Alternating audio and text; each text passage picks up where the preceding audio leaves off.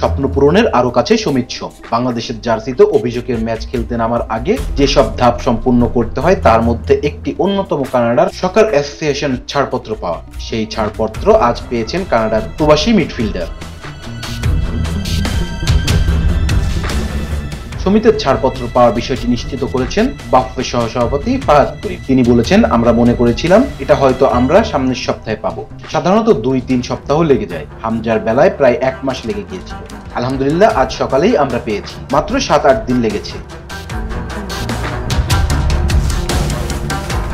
বাংলাদেশের জার্সিতে খেলার জন্য আর মাত্র 2টি ধাপ বাকি সমিতের। সেই দুটির একটি বাংলাদেশের পাসপোর্ট পাওয়া। এটি পেতে 2-3 দিনের মধ্যেই কানাডা বাংলাদেশি হাইকমিশনে গিয়ে সামিট আবেদন করবেন বলে জানায়। পাসপোর্ট পাওয়ার পর ফিফার সবুজ সংকেতের জন্য অপেক্ষা করতে হবে, আর সেটি হচ্ছে ফিফার প্লেয়ার্স স্ট্যাটাস কমিটির অনুমোদন। এই 2 ধাপ দ্রুত সম্পূর্ণ করতে পারলেই আগামী 10 জুন সিঙ্গাপুরের বিপক্ষে অভিষেক হতে পারে সমিতের বাবা মা দুজনই বাংলাদেশে হওয়ায় পাসপোর্ট পেতে খুব একটা সমস্যা হওয়ার কথা না, যেমনটা হামজা চৌধুরীর ক্ষেত্রে হয়েছে।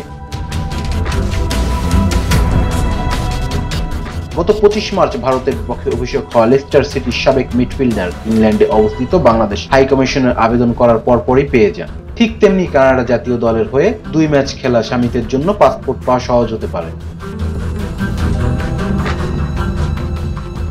Rezwan Islam, B sports. Please subscribe our channel to get more information about Cricket World.